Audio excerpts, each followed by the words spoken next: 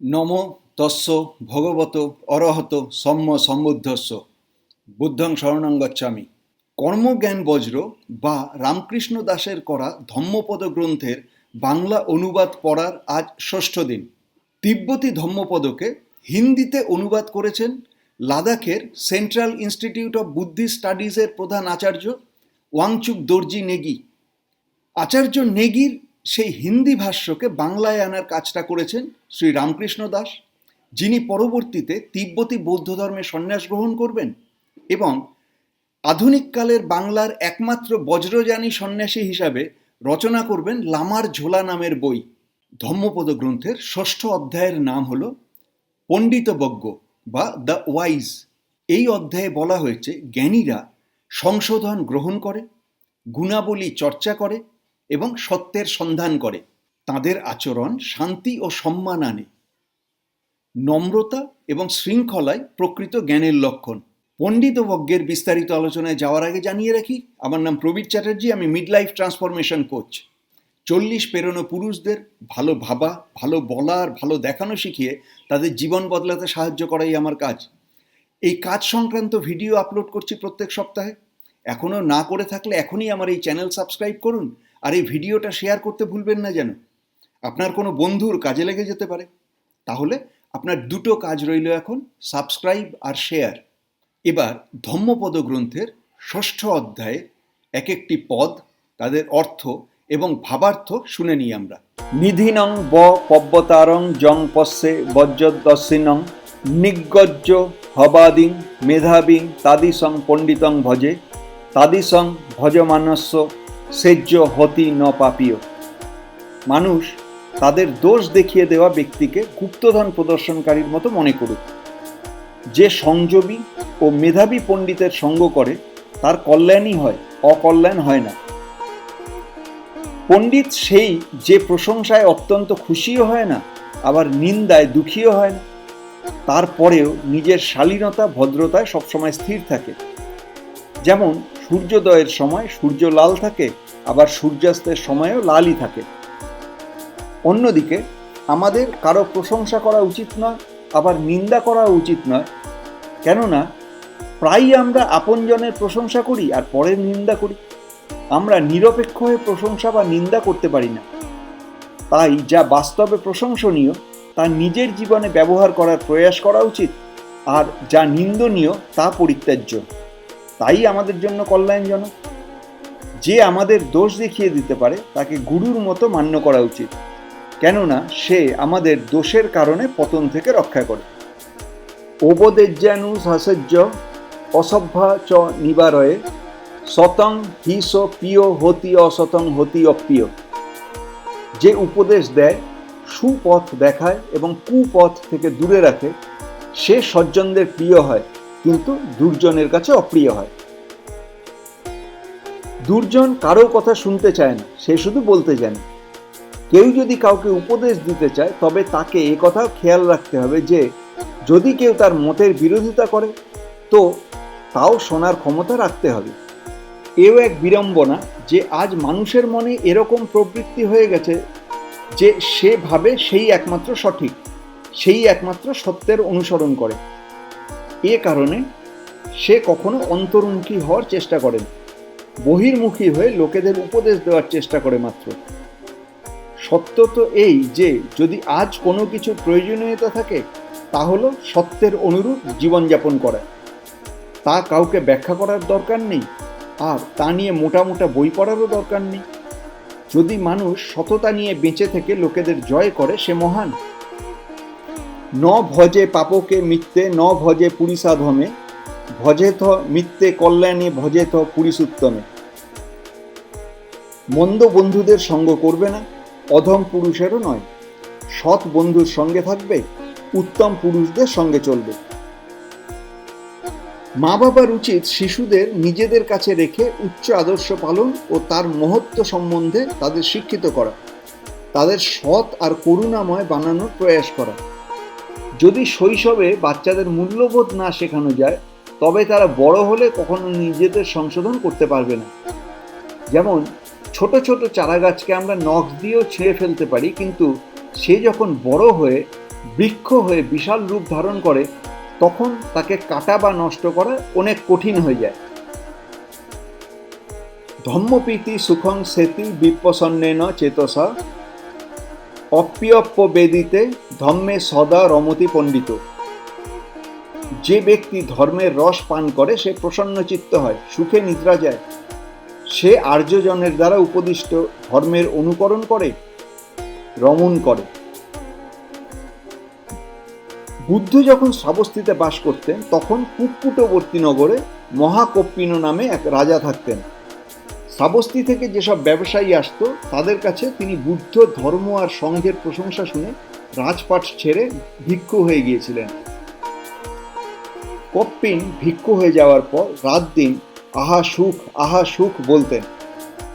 শুনে ভিক্ষুরা বুদ্ধকে বলল, আয়ুষ্মান কপ্পিন ভিক্ষু হয়ে যাওয়ার পরেও রাজসুখ স্মরণ করে আহা সুখ বলে। একথা শুনে বুদ্ধ কপ্পিন্নকে ডেকে বললেন, ভিক্ষু কপ্পিনা, তুমি কি রাজসুখ স্মরণ করে এরকম করো? এ কি সত্য? সে বলল, ভন্তে, আপনি জানেন আমি রাজসুখ স্মরণ করি না।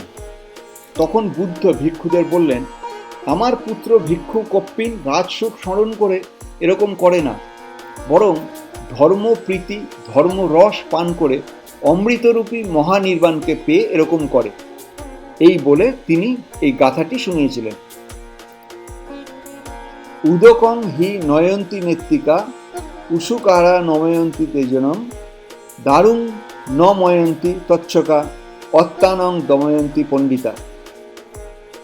খাল খননকারী জলকে ইচ্ছামতো নিয়ে যায়, তীর প্রস্তুতকারী তীরকে সোজা করে প্রস্তুত করে, সুতোর কাঠকে তৈরি করে নির্দিষ্ট আকার দেয়। পণ্ডিত বুদ্ধিমান ব্যক্তি নিজেকে দমন করে নিজের উপর নিয়ন্ত্রণ লাভ করেন। বুদ্ধের সময় শ্রাবস্তিতে সারিপুত্রের সেবকের ঘরে এক পুত্র জন্ম নিল। শিশুটি ভাগ্যবান ছিল। যখন 7 বছর বয়স হলো তখন তার প্রব্রজিত হওয়ার ইচ্ছা জাগল। মাতা পিতার অনুমতি নিয়ে সে সারিপুত্রের কাছে প্রব্রজিত হয়ে তার সঙ্গে ভিক্ষা করতে যেত। রাস্তায় সে দেখলো যে খাল কাটে সে ইচ্ছামতো রাস্তা দিয়ে জলকে নিয়ে যাচ্ছে, আবার বান প্রস্তুতকারী সোজা করে বান তৈরি করছে এবং ছুতোরও কাঠকে নিজের ইচ্ছামতো আকৃতি দিচ্ছে। যদি এইসব জড়বস্তুকেও নিজের ইচ্ছা অনুসারে আকৃতি রং রূপ দেওয়া যায়, তাহলে সচেতন প্রাণী কেন নিজের চিত্তকে বশ করতে পারবে না? সে চিন্তা করতে লাগলো।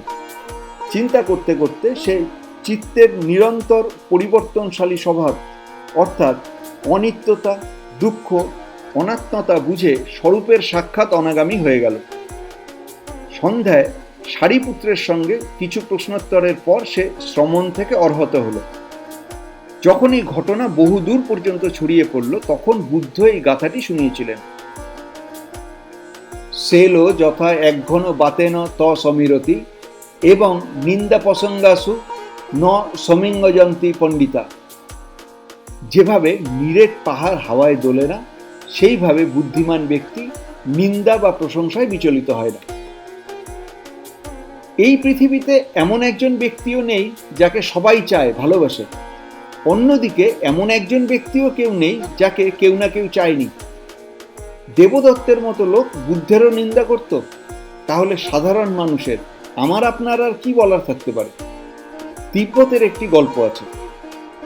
একদিন একটি লোক তার ছেলের সঙ্গে নিজেদের গ্রাম থেকে একটি ঘোড়া নিয়ে অন্য গ্রামে যাচ্ছিল। সবাই হেঁটে যাচ্ছিল।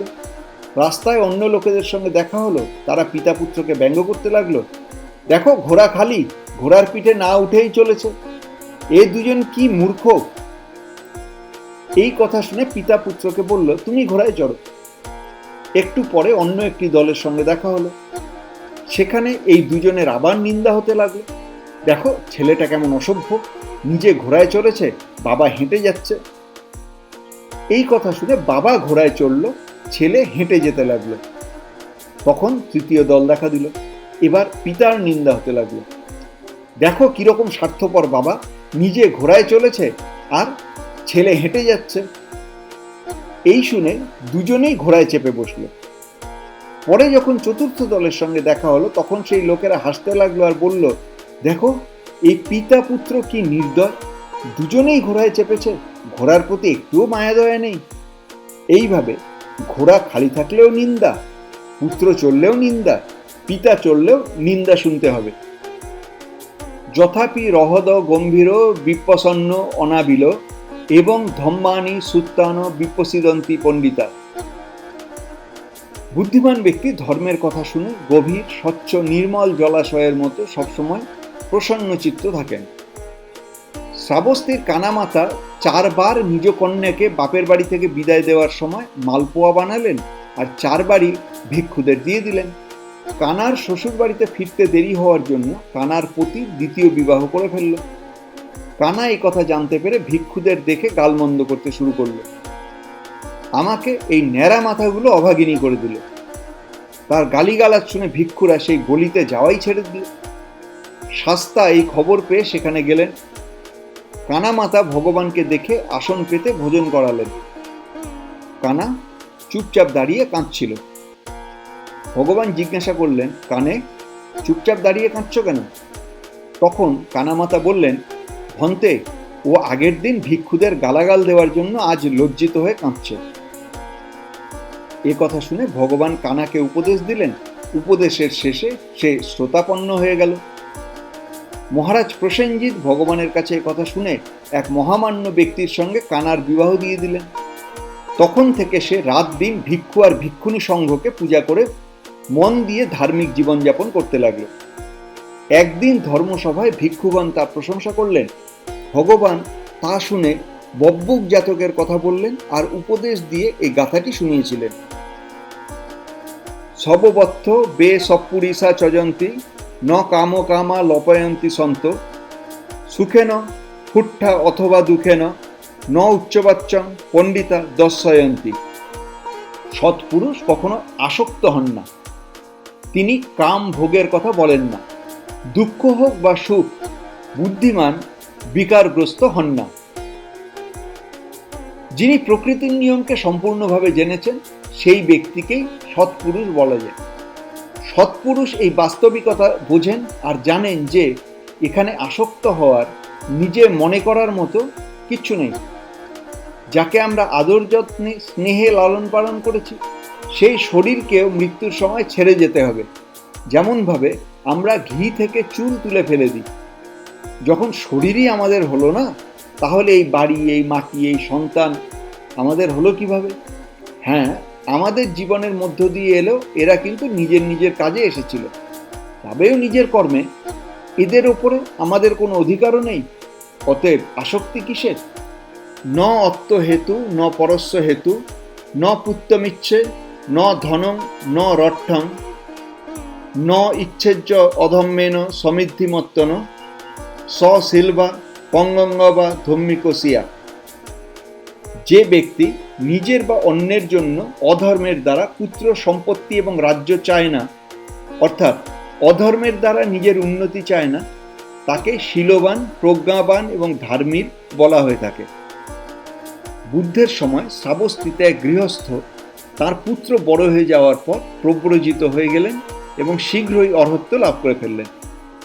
কিছুদিন পর যখন তিনি নিজের ঘরে ভিক্ষার জন্য পৌঁছলেন, তখন অর্হত্ব প্রাপ্তির পর লব্ধ নির্বাণ সুখ সম্বন্ধে নিজ পুত্রকে উপদেশ দিলেন এবং তখন সেও ভিক্ষু হয়ে গেল।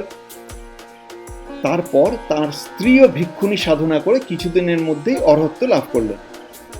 যখন তাদের কথা চারদিকে ছড়িয়ে পড়ল, তখন বুদ্ধ এই গাথা গিয়ে বলেছিলেন, ভিক্ষুগণ, প্রজ্ঞাবান ব্যক্তির নিজের জন্য বা পরের জন্য অধর্মের পথে সমৃদ্ধি চাওয়া উচিত নয়।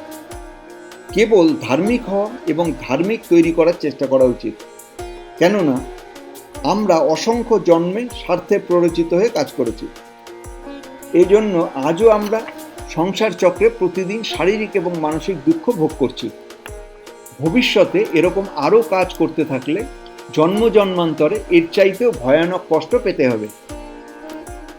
আজ যেমন আমরা অনেক মানুষকে, প্রাণীকে কষ্ট ভোগ করতে দেখছি, কাল অথবা ভবিষ্যৎ জন্মে আমাদেরও সেরকম দশা হতে পারে। অপ্পকা তে মনুষ্যস্যু যে জনা পারগামিন অথায়ং ইতরা পজা তীরমেবানুধাবতি। অল্প সংখ্যক মানুষই নির্বাণের পারে পৌঁছতে সক্ষম হয়। অন্য লোকেরা তো এখানে সংসার তীর ধরেই দৌড়তে থাকে। বুদ্ধের সময় শ্রাবস্তীর এক গ্রামে রাতভর ধর্মোপদেশের আয়োজন করা হয়েছিল। সে সময় এরকম সারা রাত ব্যাপী ধর্মোপদেশের প্রচলন ছিল। শ্রোতাদের মধ্যে অনেক লোক কিছুক্ষণ শোনার পরে কাম ক্লেশে পীড়িত হয়ে ঘরে চলে গেল। কিছু সেখানেই বসে বসে ঝিমোতে লাগলো। অল্প কয়েকজনই গভীর ভাবের সঙ্গে শুনছিল।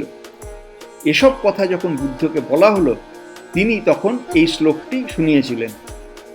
যে চ খো সম্মদক্ষাতে ধম্মে ধম্মানুবর্তিন তে জনা পারমেশ্বন্তি মচ্যুদেজ্যম সুদুত্তরম।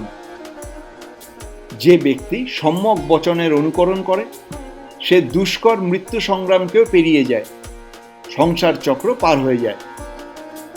সম্যক বচন কি? এই সংসার ক্ষণভঙ্গুর, পরিবর্তনশীল। এখানে কোনো কিছুই স্থায়ী নয়। সকল বস্তু হেতু এবং প্রত্যয় থেকে উৎপন্ন হয়। বিনা কারণে কোনো কিছুই উৎপন্ন হয় না। যে রাগ দেশ মোহে প্ররোচিত হয়ে কর্ম করে তার পরিণাম দুঃখেরই হয়। এই সংসার কর্ম আর ক্লেশের পরিণাম। তাই বুদ্ধ সংসারকে দুঃখই বলেছেন। দুঃখের অনেক ভেদ আছে। সাধারণত তাকে 3 ভাগে ভাগ করা যায়: দুঃখ দুঃখতা, বিপরিণাম দুঃখতা এবং সংস্কার দুঃখতা। কনহং ধর্মং বিপ্পহায় সুক্কং ভাবেথ পণ্ডিত ওকা অনকং আগম্য বিবেকে যথ দূরময়ং। পাপ কাজ ছেড়ে পণ্ডিতদের শুভ কাজের অভ্যাস করা উচিত। সংসার ত্যাগ করে নিভৃতে থেকে আনন্দে তপস্যা করা উচিত। পাপ আর পুণ্য এবং শুভ কাজ সম্বন্ধে দেশ কাল সংস্কৃতি আর মূল্যবোধ ইত্যাদিতে অনুপ্রাণিত হয়ে যদি কোনো মাপকাঠি বানাতে চান, যদি প্রমাণ করতে চান, সম্ভবত তা সম্ভব হবে না। পাপ পুণ্য এবং শুভ কাজ সম্বন্ধে দেশ কাল সংস্কৃতি আর মূল্যবোধ ইত্যাদিতে অনুপ্রাণিত হয়ে যদি কোনো মাপকাঠি বানাতে চান, প্রমাণ করতে চান, সম্ভবত তা সম্ভব হবে না। কেননা মনুষ্য জাতি এক হলেও তার রং রূপ আকৃতি অবস্থা ইত্যাদি একে অন্যের থেকে কম বেশি আলাদা হয়। আবার গলার স্বরের ক্ষেত্রে সবার নিজ নিজ ছন্দ এবং আওয়াজ থাকে, একে অন্যের সঙ্গে মেলে না। সেইভাবে সকলের চিন্তা ভাবনা একরকম কিভাবে হতে পারে? তত্রা ভিরতি মিচ্ছেজ্য হিত্যা কামে অকিঞ্চন পরিয়দপেজ্য অত্যান চিত্তক্লেশে হি পণ্ডিত। পণ্ডিতেরা যেমন সব কাম ভোগ ছেড়ে একান্তে মনোনিবেশ করে সচিত্তমল শুদ্ধ করেন, দমন করেন। রূপ রস গন্ধ ইত্যাদি পঞ্চ কাম গুণ আপনি যত ভোগ করবেন তৃষ্ণা তত বাড়তে থাকবে।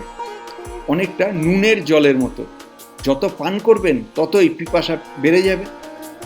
যেমন চর্মরোগের মতো, যত চুলকাবেন তত সুখ, কিন্তু পরিণামে রোগ খারাপ থেকে আরো খারাপ হয় আর চুলকানির ইচ্ছাও বেড়ে যায়। জীবনের যাত্রাপথে আমি কতবার ভেবেছি যদি এটা পেয়ে যাই বা ওটা পেয়ে যাই তাহলে আমি সুখী হব, নিশ্চিন্ত হয়ে যাব। এই রকম সুযোগ কতবার হয়েছে। যা চেয়েছি তা পেয়েছিও, কিন্তু তা থেকে নিশ্চিন্ত হয়ে গেছি।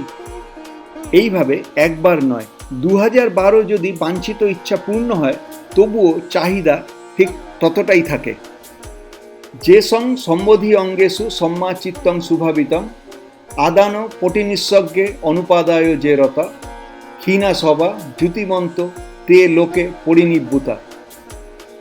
যাঁর চিত্ত সম্বোধি দ্বারা সুপ্রতিষ্ঠিত হয়েছে, যিনি সংগ্রহ করা থেকে দূরে থাকেন, অর্থাৎ যিনি অপরিগ্রহে রত হয়েছেন, যিনি অনাসক্ত হয়েছেন এবং যার আশ্রব থেকে ক্ষয় হয়েছে, যিনি অনাশ্রবের আভায় যুক্ত, তিনি সংসারে থেকেও নির্বাণ লাভ করতে পারেন।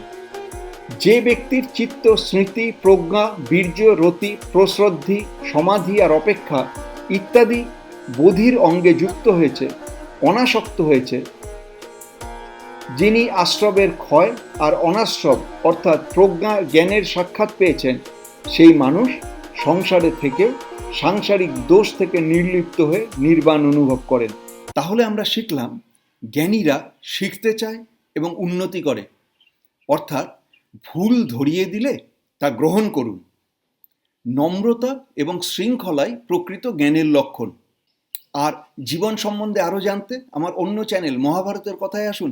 প্রত্যেক সপ্তাহে একটা করে মহাভারতের গল্প আপলোড করছি, শুধুই অডিও। কাজ করতে করতে মহাভারতের কথা শুনুন। আর হ্যাঁ, এই ভিডিওটাকে শেয়ার করতে ভুলবেন না যেন। আগামী সপ্তাহে দেখা হচ্ছে তাহলে।